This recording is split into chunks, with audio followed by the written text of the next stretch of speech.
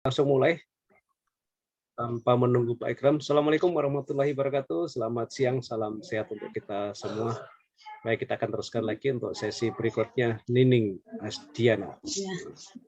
Oke, baik. Waktu kita, terima kasih Pak Mentor atas pendampingannya kepada Ibu Ning kali ini. Jadi saya sampaikan waktu yang diberikan panitia 45 menit untuk satu orang. Saya akan bagi beberapa tahap. Yang pertama nanti peserta presentasi, saya berikan waktu 10 menit. Kemudian setelah presentasi peserta, saya mohon tanggapan dari mentornya nanti untuk apa tanggapan dari rencana kegiatan ini, relevan nggak di tempat kerja itu. Kemudian setelah itu baru ke penguji. Baik, untuk meningkat waktu silakan pesertanya Ibu Nining, silakan presentasi.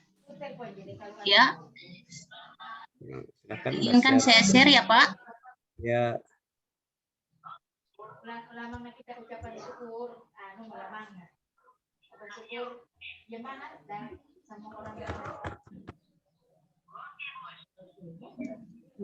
Oke, dadah Agung. Panjat saja Agung. Saya bersih Tuhan. Dadah. Oke, silakan. Yuk.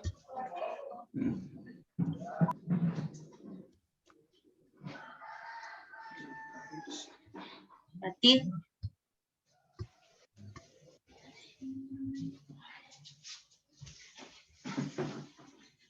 ya, silakan Bu Nining, silakan ada presentasi. Dibuka dulu mikrofonnya.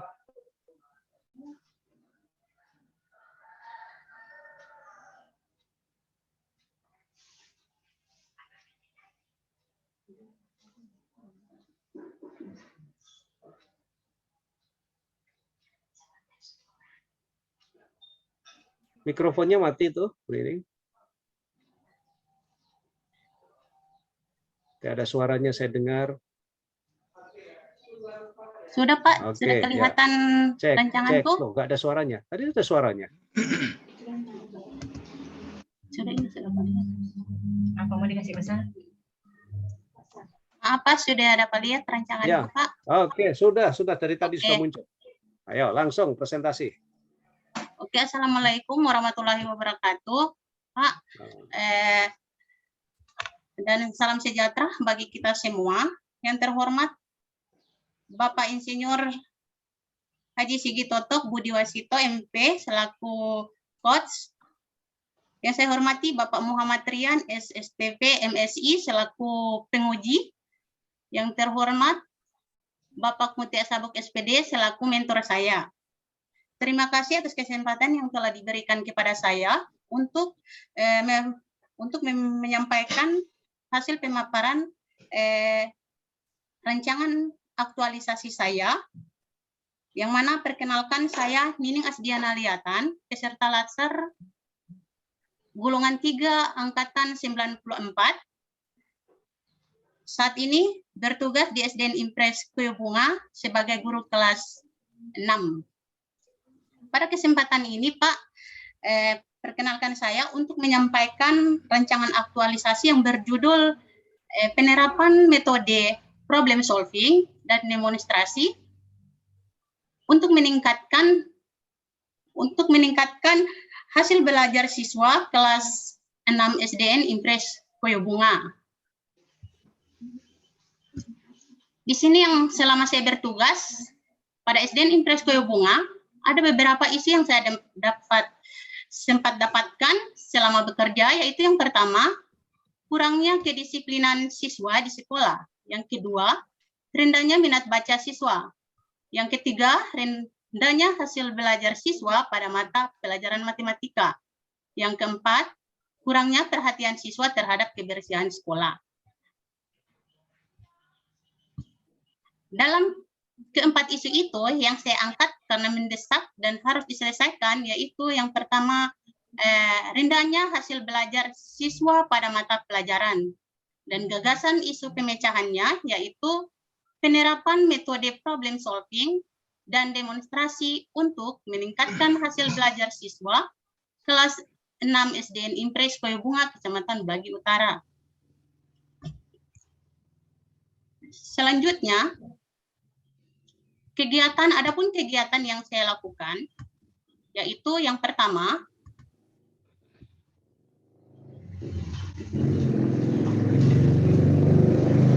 penyediaan pembelajaran yang di situ kegiatan tersebut berkaitan dengan kedudukan manajemen ASN. Dan di situ kita bisa lihat. Selanjutnya yang kedua,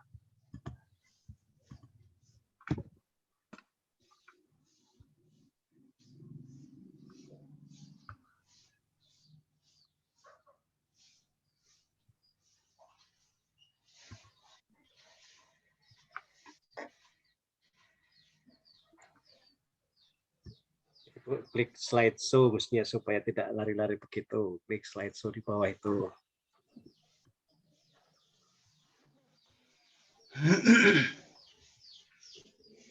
saya ulangi Pak, yang pertama menyusun perangkat pembelajaran, yang kedua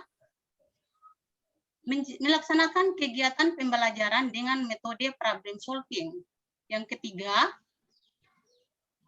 melaksanakan pembelajaran dengan metode demonstrasi, dan yang terakhir yaitu melaksanakan evaluasi hasil belajar.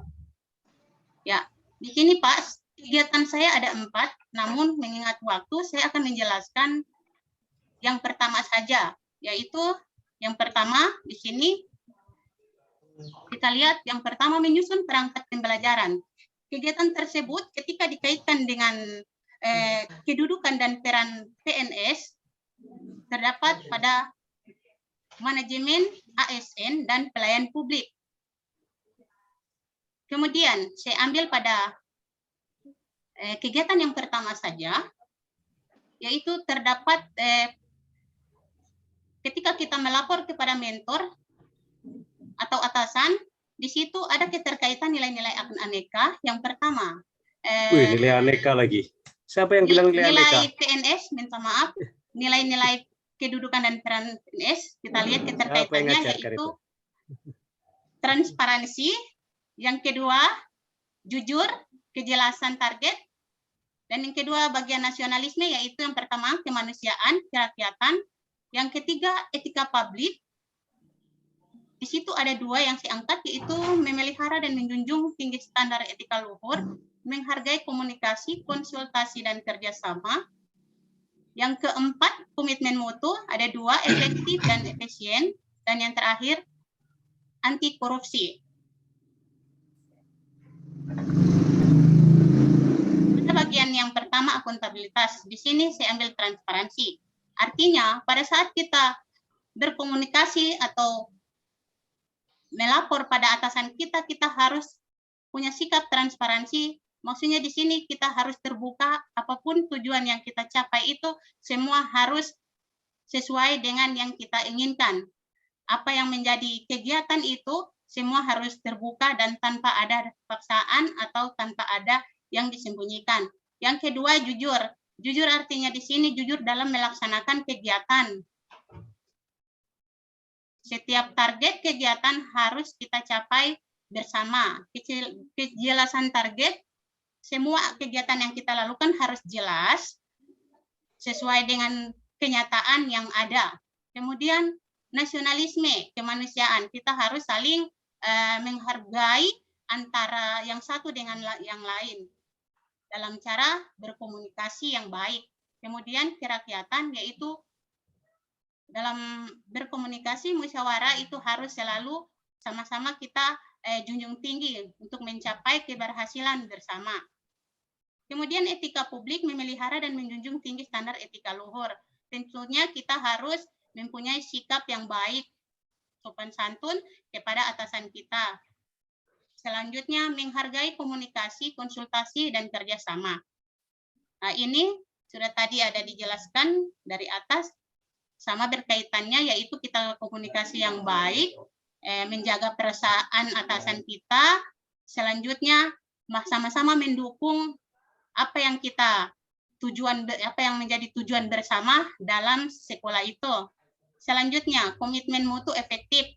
Dalam melaksanakan kegiatan itu harus efektif sesuai dengan waktu yang diberikan sehingga berjalan sesuai dengan apa yang ada. Selanjutnya, efisien. efisien juga di sini menjelaskan untuk kita saling kita sebagai seorang PNS membuat kegiatan itu sesuai tepat waktu dan guna yang bermutu. Anti korupsi, tanggung jawab. Sebagai PNS kita harus bertanggung jawab setiap apa yang dilaksanakan dan bisa mempertanggungjawabkan juga.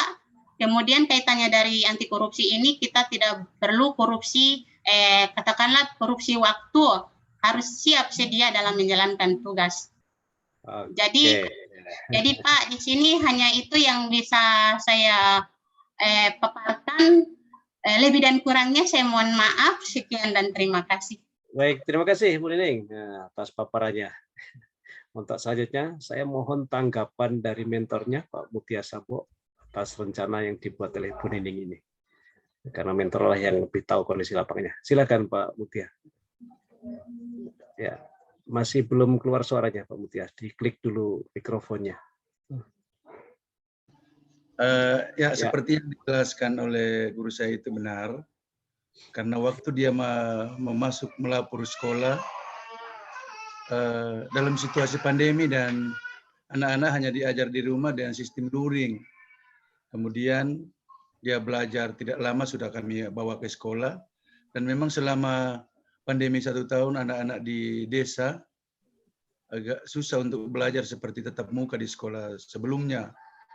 Sehingga disiplin anak-anak ini agak kelihatan berbeda dengan waktu tatap muka di sekolah. Itu yang pertama, itu ya. Jadi benar apa yang dia jelaskan itu. Kemudian selama dalam melaksanakan tugas saya lihat memang Ibu Nining cukup, saya merasa terbantukan karena sebelum dia masuk kan saya sebagai kepala sekolah memegang kelas 6 dan banyak kali saya kasih tinggal kalau memang sudah ada rapat di kabupaten saya kasih tinggal. Tapi setelah dia masuk saya alihkan ke dia pegang kelas 6 sampai pada hari ini. Dan selama ikut kegiatan ini saya sekalipun saya kasih izin kalau dia datang walaupun hanya 1 hari atau 2 hari tetap dia datang di sekolah melapor dan ketika dia kembali dia datang melapor. Terkadang dia PP dia harus datang di rumah biar malam. Ya jadi memang saya apa yang dia paparkan itu benar. Dia punya loyalitas. Saya merasa dia punya loyalitas yang tinggi.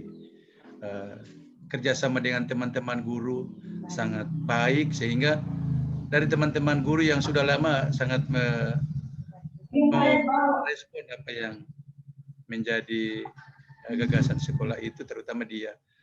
Kami sekarang sementara pikirkan dia punya bersama dengan komite.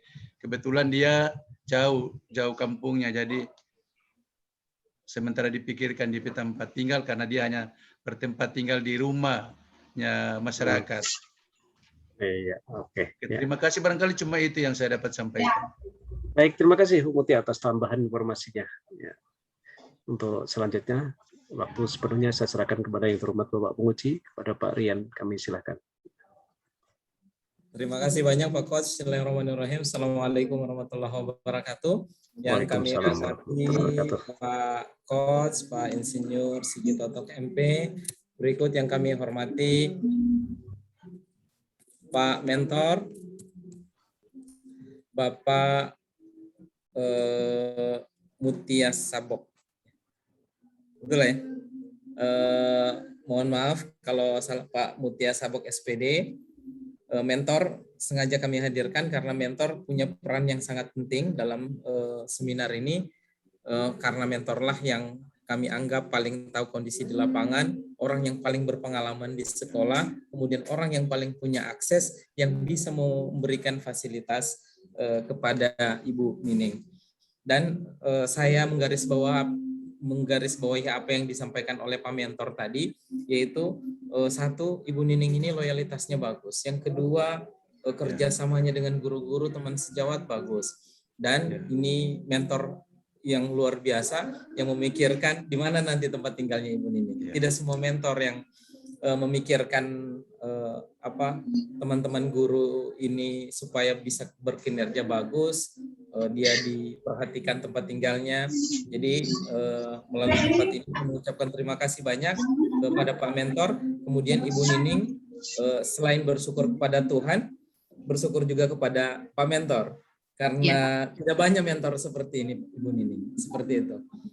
Berikut kami ingin menyampaikan ada beberapa hal mengenai judul yang sudah disampaikan atau rancangan aktualisasi yang ingin diimplementasikan di lapangan oleh Ibu Nining. Saya secara garis besar ini sudah bagus sekali mengenai apa yang akan dilakukan, tetapi ada beberapa hal yang ingin kami klarifikasi. Yang pertama, dimasukkan juga di dalam latar belakang mengenai Perla nomor 1 tahun 2021 tentang LATSAP. Iya, Pak. Oke, berikut jadwalnya juga nanti dibuat per hari supaya lebih terukur. Iya, Pak. Siap. Oke, saya langsung masuk ke matriks.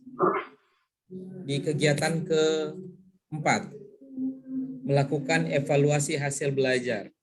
Di tahapan pertamanya memberikan soal dan kunci jawaban. Berarti maksudnya ini memberikan soal terus dikasih juga kunci jawabannya. Tidak, Pak. Tidak, jadi bagaimana itu? Itu awalnya kita sudah mempersiapkan soal sebelumnya dan kunci jawaban.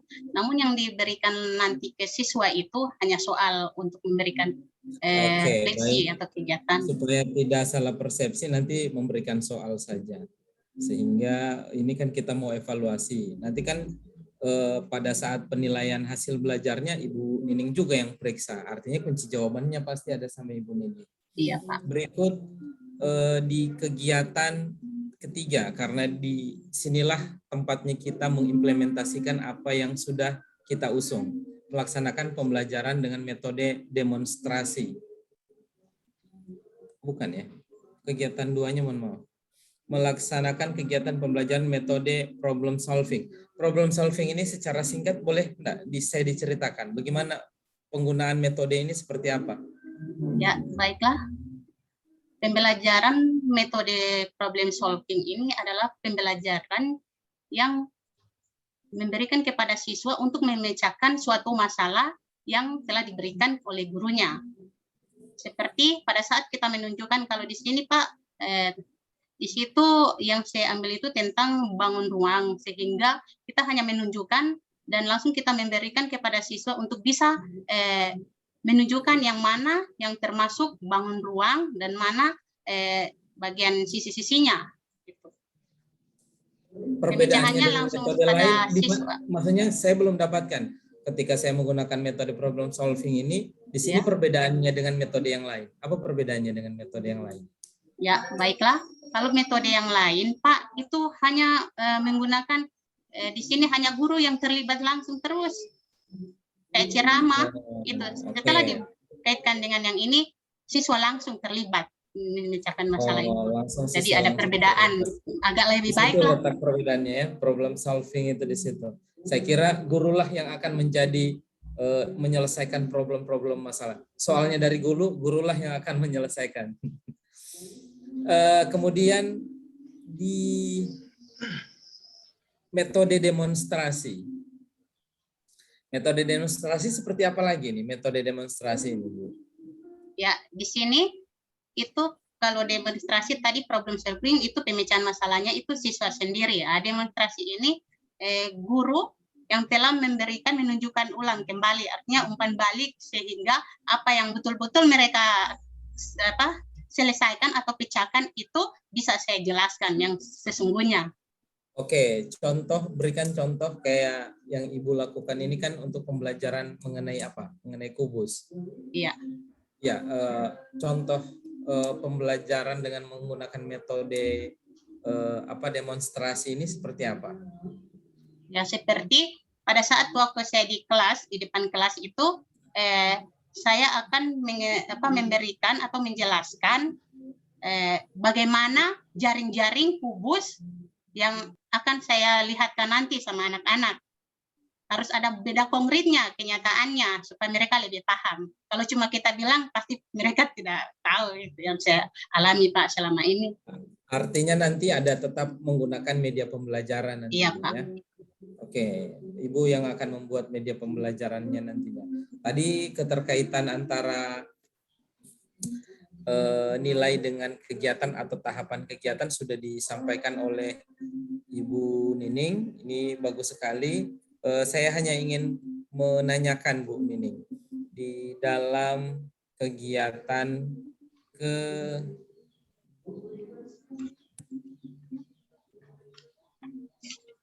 sebentar.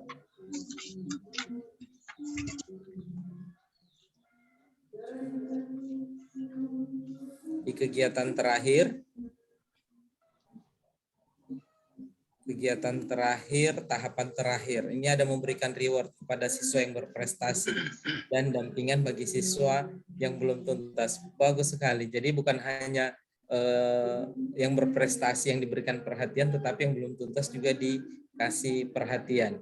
Di dalamnya itu ada nilai transparansi dan kejelasan target dalam hal akuntabilitas. Saya boleh dijelaskan secara singkat saja di mana keterkaitan antara memberikan reward dengan nilai transparansi dan kejelasan target, Bu. Baiklah, Pak. Terima kasih. Di situ maksudnya transparansi itu ketika kita memberikan rewards atau hadiah kepada anak didik kita, tidak harus tertutup. Artinya tidak boleh harus tidak boleh harus kita diam-diam saja, tetapi kita berikan secara langsung sehingga ada baiknya atau manfaatnya kepada siswa yang lain. Kalau kita cuma secara tertutup nantinya tidak ditahu. Gitu. Oke, baik. Saya kira cukup. Terima kasih banyak, Bu Nining. Mohon bantuan Pak Mentor untuk mengawal pelaksanaan aktualisasi ini. Berikut Ibu Nining tetap manage waktu dengan baik, jaga kesehatan, dan kami sampaikan selamat beraktualisasi. Cukup. Terima kasih banyak, Pak. Kami kembalikan. Oke.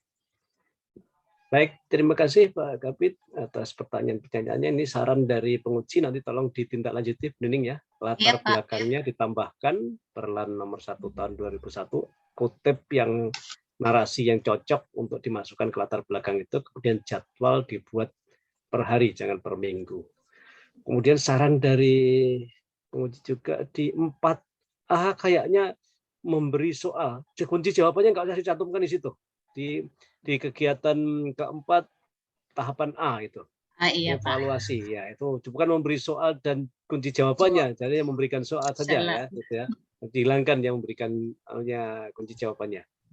Kemudian di jadwal Ibu minggu kedua hanya menerapkan metode problem solving, minggu pertemuan pada bulan November, akhir November itu hanya menerapkan metode demonstrasi. Bagaimana kalau dua-duanya itu dilaksanakan 2 minggu? Ini kan hanya 1 minggu ini, Bu. Nanti nggak bisa kelihatan hasilnya. Kalau mengajar cuma 1 minggu nggak kelihatan hasilnya. 1 minggu berapa kali pertemuan kita? Kalau matematika itu biasanya Pak 2 dalam 1 minggu. 2 kali pertemuan seminggu. Iya. Tidak kurangnya itu 2. Berarti kan metode problem solving itu hanya dilaksanakan 2 kali kalau hanya seminggu itu. Di satu kelas ya. Gimana supaya bertambah? Bagaimana kita mengukur metodenya diterapkan 2 kali langsung bisa dievaluasi? Kayaknya kecil sekali. Gimana kalau misalnya begini, sampai ke minggu ke 1 Desember ini ya, mulai dari minggu ke 3 November sampai dengan minggu ke 1 Desember itu kita melakukan pembelajaran dengan 2 metode itu, baik problem solving maupun demonstrasi. Toh evaluasi berapa lama sih dikerjakan kira-kira? Kegiatan berapa evaluasi hari Pak, tidak sampai 1 minggu. Nah, karena tidak sampai 1 minggu kan bisa diisi dengan masih pembelajaran, jadi 3 minggu supaya bisa dievaluasinya dengan bagus. Nah, bagaimana kalau begitu? Jadi di jadwalnya nanti digambarkan, dirubah. Jadi kegiatan kedua itu dari minggu ke-3 November sampai dengan minggu ke-1 Desember. Begitu juga kegiatan 3, pembelajaran dengan metode demonstrasi, minggu ke-3 November sampai minggu pertama Desember.